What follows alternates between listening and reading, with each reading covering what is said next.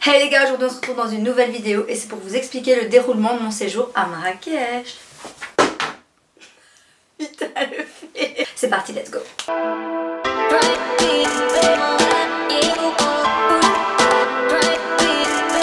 Donc j'ai tout noté dans mon petit cahier de notes, ainsi je n'oublie rien. Concernant les billets d'avion, on les a réservés 2 mois à l'avance sur le site Ryanair. Donc on a fait plusieurs comparateurs de vols et voilà, Ryanair restait la meilleure option. Et on a payé 110 € par personne pour les bagages en soute, bagages à main, plus la place assise. Donc pour le logement, on a choisi des riads. Donc il faut savoir que quand on s'en va en voyage avec Angelo, on kiffe trop, c'est tester plusieurs hôtels pour pouvoir justement vous en parler et vous dire voilà, quel était le meilleur, si c'était cool ou pas.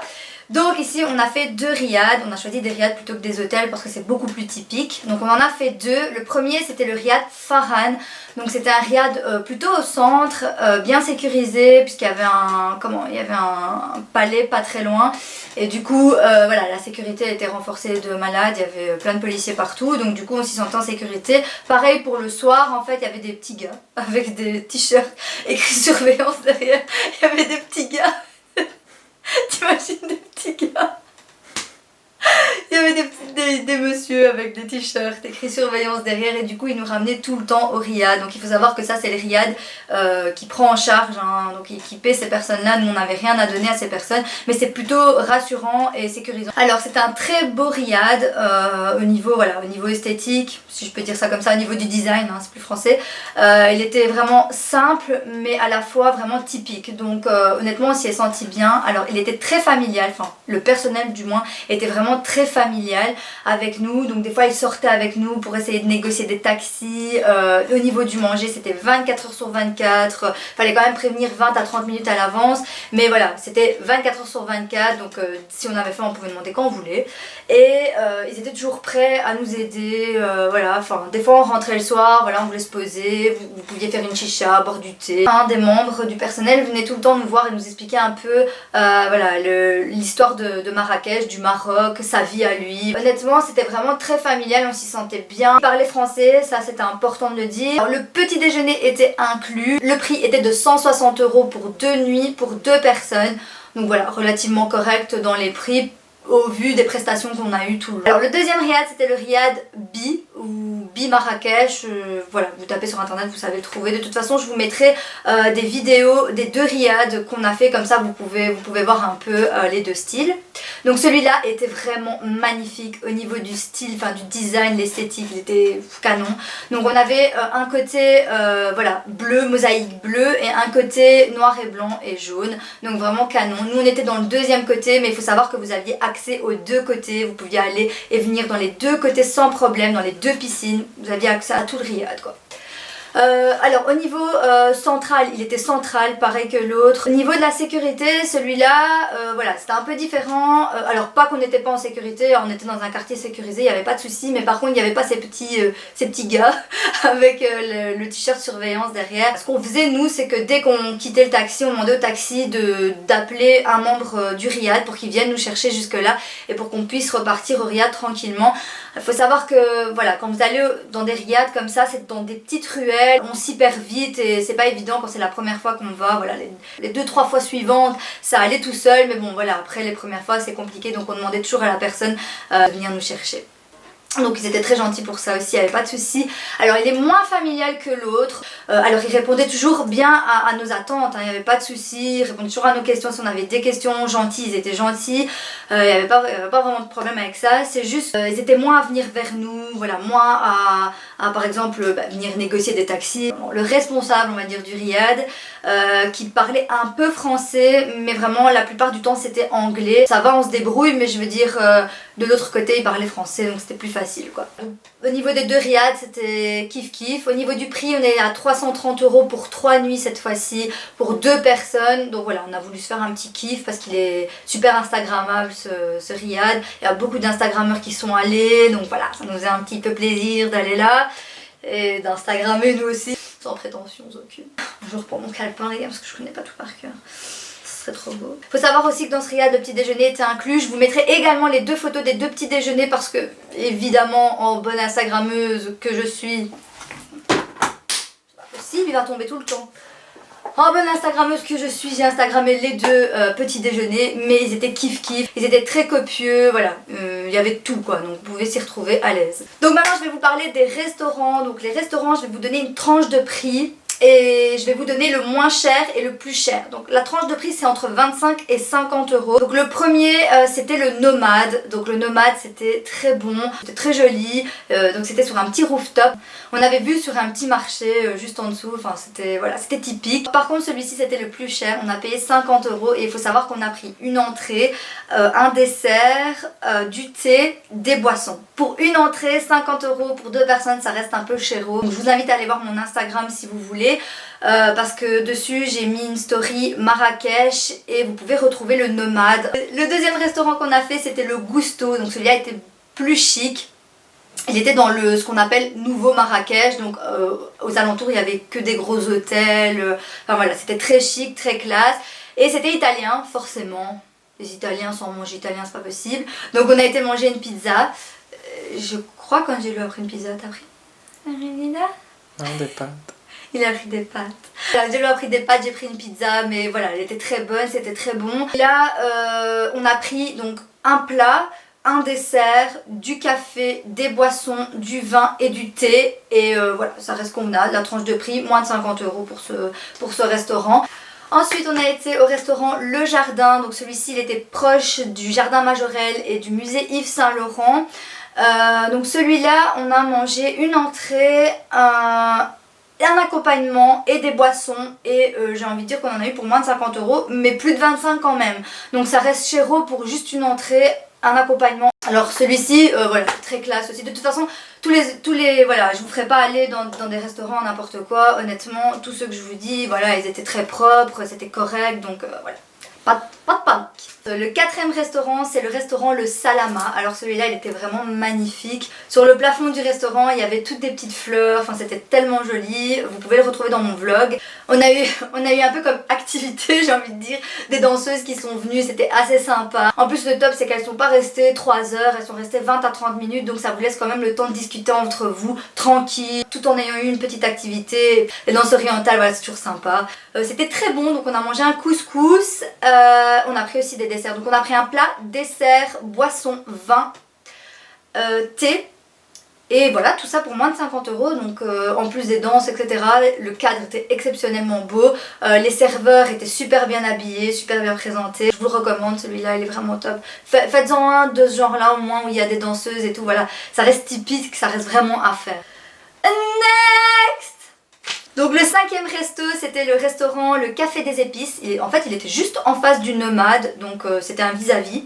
Donc on avait la même vue au niveau du petit marché. Alors ça c'était le resto le moins cher. Alors très propre, très bon, très copieux. Pareil je pense que là je vous mettrai une photo ou alors vous pouvez retrouver la photo sur Instagram. Pour celui-là on a pris un plat, un dessert, des boissons et du thé. Et voilà pour tout ça pour 25 euros.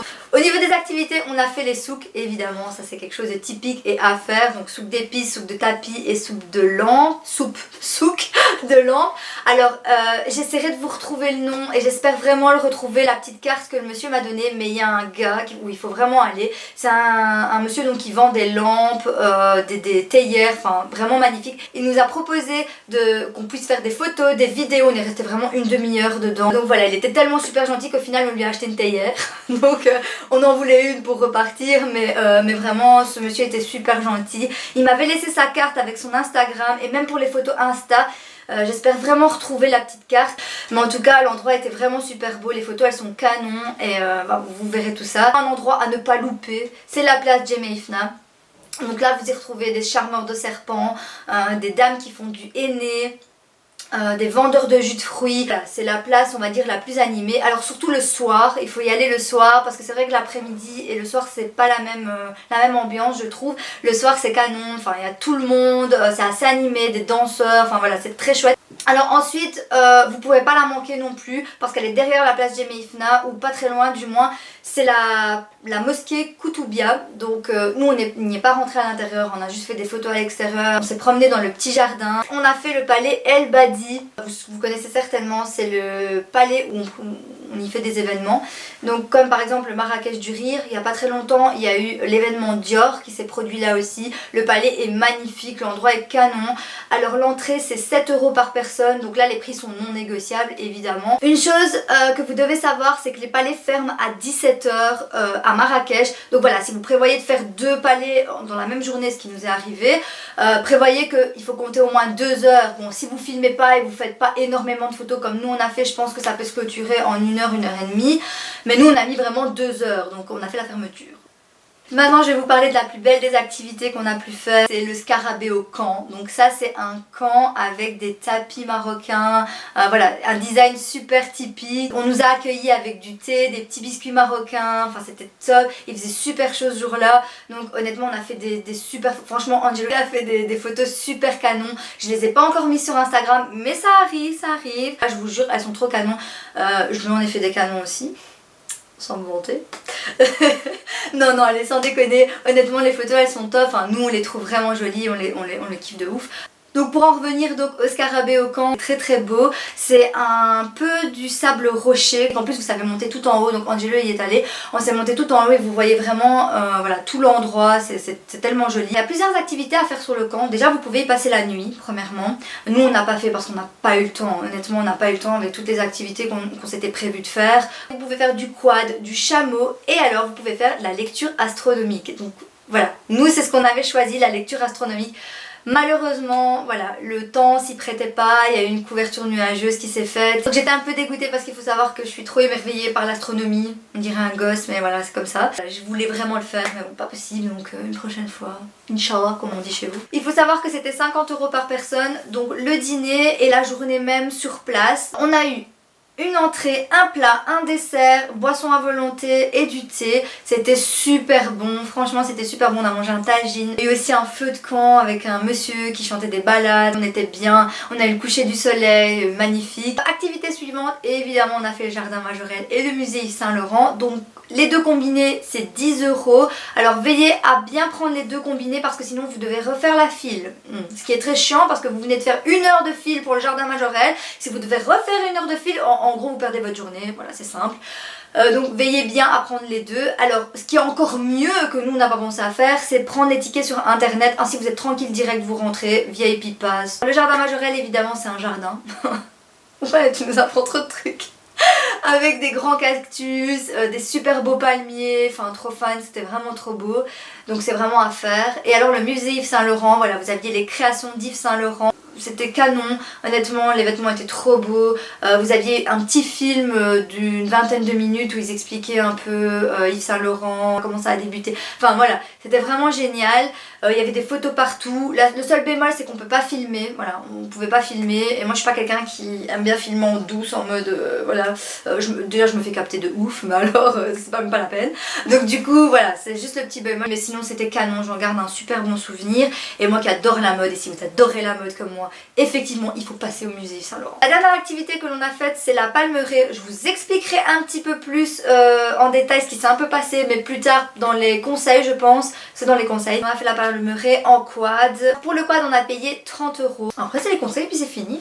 Après on va les manger. Ouais, il a faim l'amour. Putain, Il a faim le mec, le pauvre. Je vais vous énumérer les activités, les autres activités que vous pourriez faire éventuellement si vous y allez. Et nous on n'a pas su faire malheureusement parce qu'on n'a pas du tout eu le temps.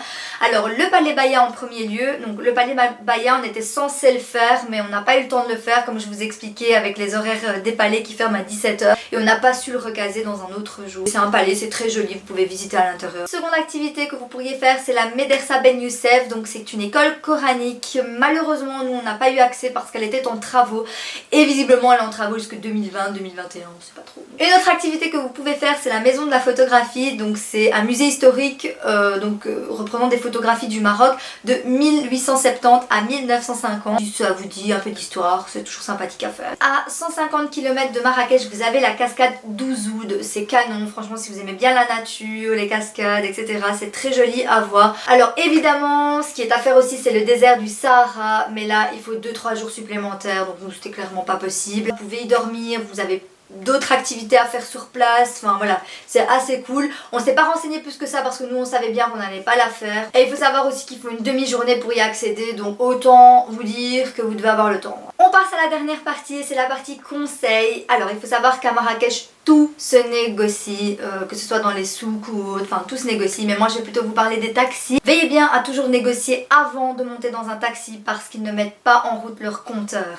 Et vérifiez bien que le prix soit le prix correct que vous avez fixé. Parfois ils peuvent vous dire un prix et à l'arrivée voilà, ils disent qu'ils ne savent pas vous rendre par rapport à votre billet, etc. Donc essayez d'avoir le compte juste ou essayez vraiment de fixer bien correctement le prix. Les taxis là-bas, vous pouvez les payer toujours moins de 5 €. Nous on a même eu des taxis à 1 €, donc c'est pour vous dire négocier à fond.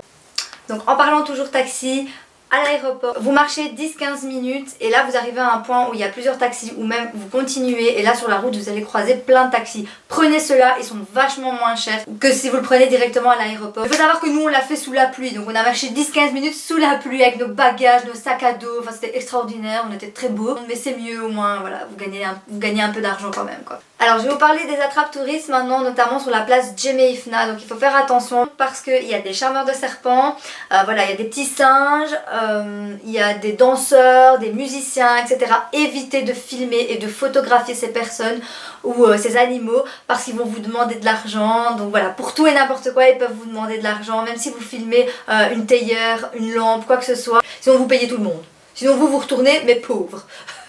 Alors aussi, si vous vous perdez, évitez de demander votre route à un jeune parce que là aussi, il va vous demander de l'argent. Donc ça, c'est un membre du personnel du premier riad qui nous avait dit ça, qu'il fallait vraiment éviter les jeunes, plutôt demander aux vieilles personnes qui, eux, ne demandent rien, qui sont contents qu'il y ait des touristes. Pour la Palmeraie, je vous expliquais tantôt, vite fait, qu'on avait fait du quad. Alors là, c'est, voilà, un peu délicat. On ne sait pas se promener à pied déjà premièrement. Nous on voulait le faire à pied, on avait demandé etc. Mais en fait tous les taximans vous amènent à un point où il y a des camps, où ils font du quad, du chameau, du buggy. Donc évitez, laissez tomber, vous savez pas y aller à pied. Il faut faire vraiment attention parce que quand le taximan vous amène jusque là-bas, il vous dit que c'est un certain prix. Et quand vous arrivez sur place, on vous dit tout un autre prix. Donc nous avec le taximan on avait fixé 15 € par personne, donc 30 € en tout. On est arrivé sur place et nous demandait 30 € par personne. Donc clairement on a réussi à négocier qu'on voulait vraiment ce truc à 30 € point barre pour deux parce que voilà c'est pas logique. Veillez aussi à bien négocier sur ça parce que voilà on peut essayer de vous arnaquer, surtout qu'en plus vous êtes à un endroit où vous êtes au milieu de tout et il n'y a plus de taxi, plus rien, enfin faut appeler pour venir nous chercher, donc voilà eux ils profitent évidemment de ça. Un autre conseil que je peux vous donner, ou moi plus ou moins que j'avais lu sur internet ou que j'avais entendu de personnes que je connais qui m'avaient dit d'éviter de boire l'eau du robinet. Si vous avez un estomac bien accroché, tenter l'expérience, j'ai envie de vous dire, mais nous on a préféré voilà, éviter. Voilà, ça se peut, l'eau du robinet est très potable, on n'est pas au courant, mais bon voilà, on a préféré éviter. Et je vais terminer par la meilleure période pour aller à Marrakech. Donc nous sommes partis fin mars, voilà, on a eu du très bon temps, donc toute la semaine, surtout la journée on a vraiment eu du bon temps. En soirée et la nuit il pleuvait, enfin, en soirée ça allait encore mais la nuit il pleuvait vraiment à cordes. La meilleure période je pense que c'est fin mars à mai, évitez après mai parce que là il y a vraiment des grosses chaleurs. Faut savoir qu'il n'y a pas la mer à Marrakech, que vous êtes en pleine ville, le soleil tape à fond. Pour les activités c'est pas top, voilà un petit 25 degrés pour les activités c'est très bien, mais voilà au-delà ça devient lourd. Un tout dernier conseil que j'avais oublié de vous mentionner quand je vous parlais du scarabée au camp. Moi j'étais partie au scarabée au camp, il faisait pleine journée, il faisait 25-30 degrés donc il faisait 25-30 degrés donc il faisait super chaud, j'étais en petite blouse, un pantalon un peu fluide et j'avais mis des petites sandales. Alors pour le soir prévoyez une veste et des chaussures fermées parce que la journée et la soirée c'est pas du tout le même, on dirait qu'on n'est plus dans le même pays. Donc il faisait 25-30 je vous dis en journée et en soirée voilà il faisait assez frais sachant que vous mangez sous des tentes donc voilà froid, il fait froid. On a eu la chance qu'un gentil serveur nous a apporté un petit chauffage d'appoint parce que franchement je caillais trop, c'était impossible de rester comme ça. Et voilà, on en a fini pour cette vidéo Marrakech, explication. J'espère qu'elle vous aura plu, j'espère qu'elle vous a aidé pour vos futures vacances à Marrakech si vous y allez. J'espère que vous avez appris des choses, hein, voilà. Et si vous avez rien appris, ben J'espère qu'elle vous a au moins fait rire un peu. N'hésitez pas à aller voir mon compte Instagram que je vous mets toujours en barre d'infos. Les photos de Marrakech vont arriver et vous avez la petite story. D'ailleurs vous avez toutes les petites stories Instagram que j'ai déjà faites dans plein de voyages parce qu'on fait plein de voyages et on adore ça. Donc voilà, n'hésitez pas à aller voir. Je vous fais des bisous. Je vous dis à bientôt, à très vite et voilà, ciao.